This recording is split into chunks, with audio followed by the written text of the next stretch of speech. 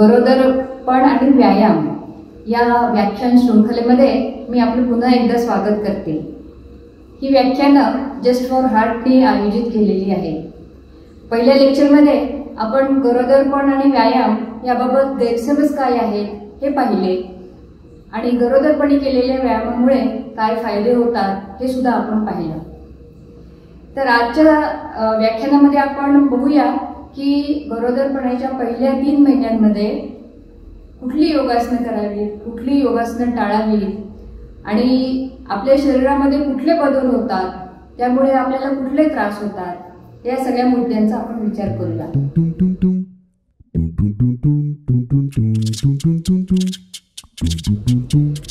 आता गरोदरपणामध्ये शरीरामध्ये बदल का होतात, तर आपल्या शरीरामध्ये काही हार्मोन्स नव्याने सिक्रेट होतात, स्त्रवतात आणि त्याच्यामुळे आपल्या शरीरामध्ये बदल होतात।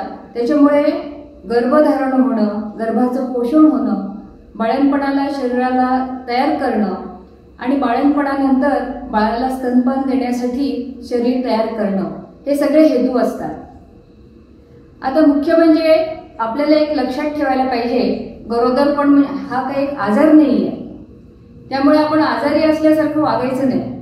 काळजी निश्चित घ्यायची, पण अति लाड पण करून घ्यायची नाही आणि आपल्या व्यायामाचा आणि योगासनांचा नियमित सराव चालू ठेवायचा। आता आपण बघूया की काय बदल होतात शरीरात। सगळ्यात पहिला बदल म्हणजे आपल्या गर्भाशयाकडे होणारा रक्ताचा पुरवठा वाढतो। हा पुरवठा वाढण्यासाठी आपलं रक्त थोडंसं पातळ होतं आणि दुसरी गोष्ट म्हणजे रक्त पुरवठा करणाऱ्या ज्या रक्तवाहिन्या आहेत त्यांचा व्यास वाढतो। आता याच्यामुळे होतं काय की आपलं ब्लड प्रेशर कमी होतं। ब्लड प्रेशर कमी झाल्यामुळे तुम्हाला थोडीसं चक्कर येण्याची शक्यता असते। जेव्हा तुम्ही खाली बसून एकदम उठायला जाता तेव्हा तुम्हाला चक्कर येऊ शकते। तेव्हा योगासनं करताना ही गोष्ट आपण लक्षात ठेवली पाहिजे। कुठल्याही प्रकारचे जर्की मुवमेंट्स, एकदम धडाकेने कुठली हालचाल करणं हे आपण टाळायचं असतं। दुसरी गोष्ट अशी होते की हार्मोनल चेंजेस झाल्यामुळे आपल्याला थकवा येतो, आपल्याला मळमळतं, उलट्या होण्याची शक्यता असते आणि आपली भूक कमी होते। भूक कमी होते या सगळ्या प्रकारामुळे काय होतं की आपण थकून जातो। तर याच्यासाठी काही उपयुक्त आसनं आहेत ते आपण बघणारच आहोत। तिसरी गोष्ट अशी असते की आपल्या या हार्मोनल चेंजेसमुळे आपल्याला मानसिक बदल सुद्धा होत असतात। आपण तणावाखाली असतो किंवा आपल्याला डिप्रेशन येऊ शकतं, चिंता करत बसतो आपण। तर याच्यासाठी सुद्धा आपल्याला योगासनं मदत करतात या स्थितीमधून, मानसिक स्थितीतून बाहेर येण्यासाठी। तर आता आपण काही आसनं बघूया। तर आपण सुरुवात जी आहे उभं राहून करायच्या आसनांनी करूया।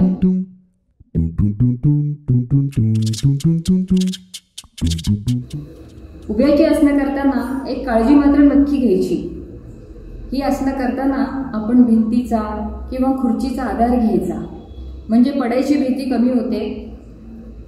तर सुरुवात आपण उत्थित त्रिकोणासनापासून करूया। उत्थित त्रिकोणासन करताना दोन्ही पायामध्ये 3.5-4 फूट अंतर घ्यायचं। दोन्ही हात खांद्याच्या रेषेत पसरायचे। उजवं पाऊल उजवीकडे आणि डावं पाऊल किंचित आत वळवायचं आणि श्वास सोडत उजवा तळवा जो आहे तो उजव्या बाहेरच्या घोट्यापाशी घ्यायचा आणि या आसनामध्ये काही श्वास घ्यायचे। उभं राहून करायच्या आसनाचा फायदे असे होतात की पायातलं रक्ताभिसरण सुधारतं, पायाचे स्नायू बळकट होतात आणि आपल्याला पुढच्या काळामध्ये जे पायामध्ये पोटऱ्यांमध्ये क्रॅम्प्स येतात त्यांना प्रतिबंध होऊ शकतो। आता पुढचं आसन जे आहे ते वीरभद्रासन 2 हे आहे। याच पोझिशनमध्ये आपण उजवा गुडघा वाकवतो, दोन्ही हात खांद्याच्या रेषेत आहे आणि आपण उजव्या हाताकडे बघतो। आता याच आसनाची पुढची स्टेप म्हणजे उत्थित पार्श्वकोणासन। याच्यामध्ये आपण उजवा हात मगासारखा उजव्या बाहेरच्या घोट्यापाशी घेतो, आणखीन डावा हात आपल्या कानावरून ताणून घेतो आणि डाव्या हाताकडे बघतो। आता याच्यामध्ये आपले शरीराची डावी बाजू छातीचा पिंजरा जो आहे डावीकडचा त्याला चांगला ताण बसतो आणि आपली श्वसन क्षमता सुधारायला मदत होते. आता काही जी आसनं आहेत ती पायावरती संतुलन साधत आपल्याला करायची आहे. त्याच्यामध्ये फायदा असा होतो की प्रेग्नन्सीमध्ये तोल जायची शक्यता असते, कारण आपलं ब्लड प्रेशर कमी झालेलं असतं.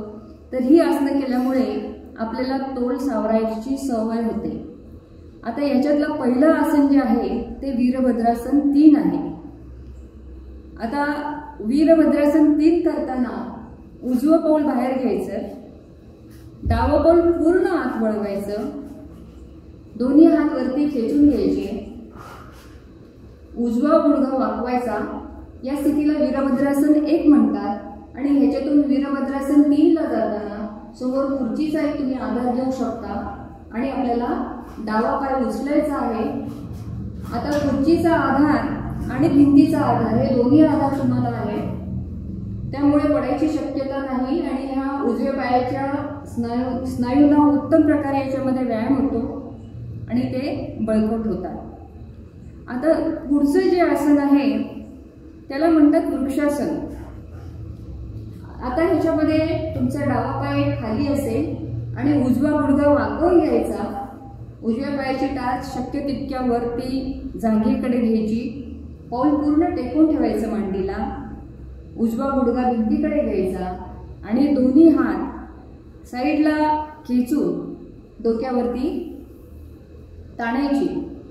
आता इथे सुद्धा छातीच्या पिंजऱ्याला अतिशय चांगला असा ताण बसतो आणि आपली श्वसन क्षमता सुधारते. त्याचबरोबर पायाचे स्नायू सुद्धा बळकट होतात. आता याच पद्धतीने ही सगळी आसनं आपण डाव्या बाजूला सुद्धा करू शकतो.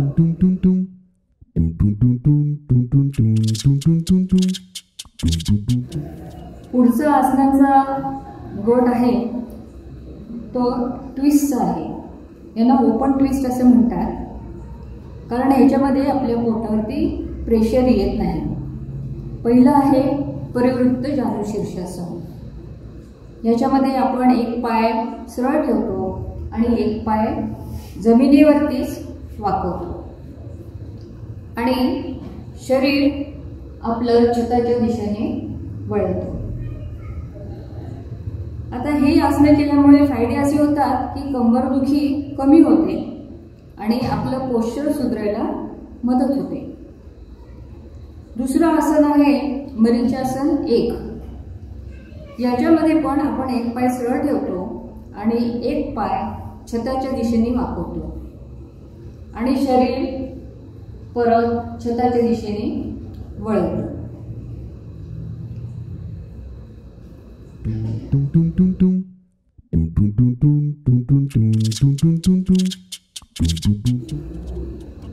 तिसऱ्या गटामध्ये आपण आपला अडसंधीचा म्हणजे जागेचा सांधा लवचिक होण्यासाठी 2 महत्त्वाची आसनं बघणार आहोत. त्यांना हिप ओपनर्स असं म्हणतात. तर पहिलं आसन आहे बद्ध कोणासन. याच्यामध्ये दोन्ही पावलं आपण जुळवतो आणि जागेतून दोन्ही मांड्या खाली दाबतो.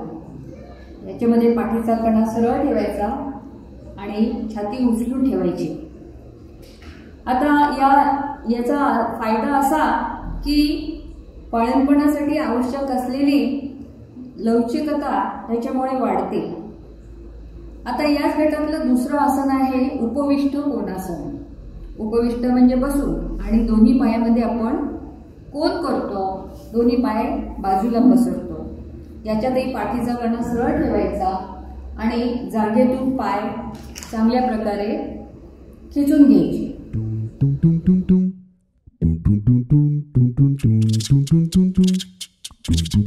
पुढच्या गटात आपण पाठीवर झोपून करायची काही आसनं बघूया.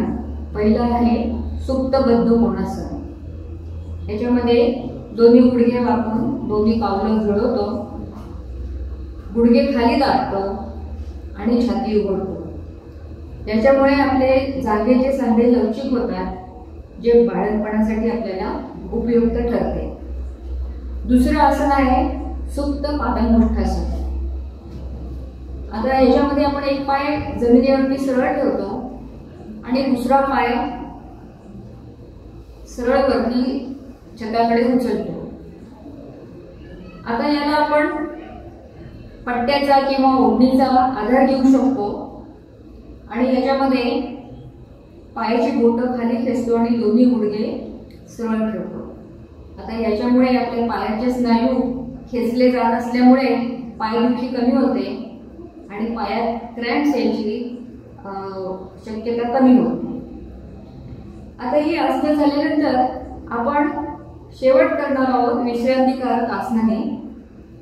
आता याच्यामध्ये आपण डाव्या कुशीवरती झोपणार आहोत आणि शवासन करणार आहोत.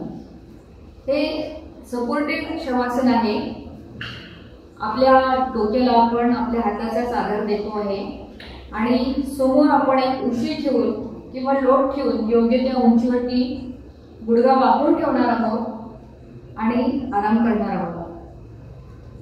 आता या पोजमध्ये दिवसातून कमीत कमी 20 मिनिटं तरी आराम करायला हवा. कारण पहिल्या 3 महिन्यामध्ये आपल्याला थकवा असतो आणि आपण डाव्या कुशीला झोपतो. त्याचं कारण असं आहे की उजव्या बाजूला विना कॅवा नावाची एक रक्तवाहिनी असते जी गर्भाशय आणि पाय यांच्यापासून रक्त आपल्या हृदयाकडे नेत असते. डाव्या कुशीला झोपल्यामुळे या रक्तवाहिनीवरती प्रेशर येत नाही आणि रक्तप्रवाह सुरळीत चालू राहतो.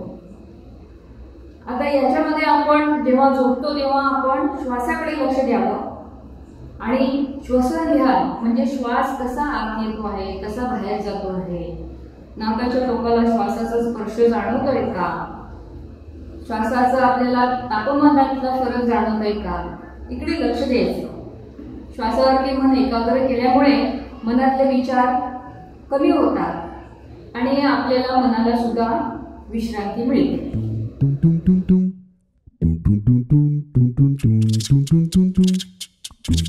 गरोदरपणाच्या पहिल्या 3 महिन्यात कुठली आसनं करायची हे आता आपण पाहिलं.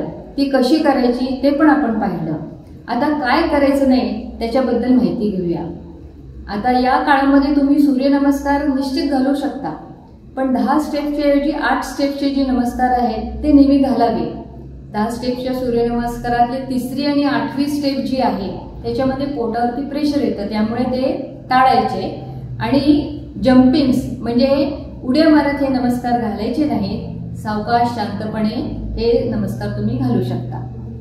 दुसरी आसनं म्हणजे बॅक बेंड्स. ही आपण टाळतो कारण ह्यानी पोटावरती प्रेशर येतं. पण काही आसनं जी आहेत जसे की सेतुबंध सर्वांगासन आहे ते सपोर्टेड तुम्ही करू शकता.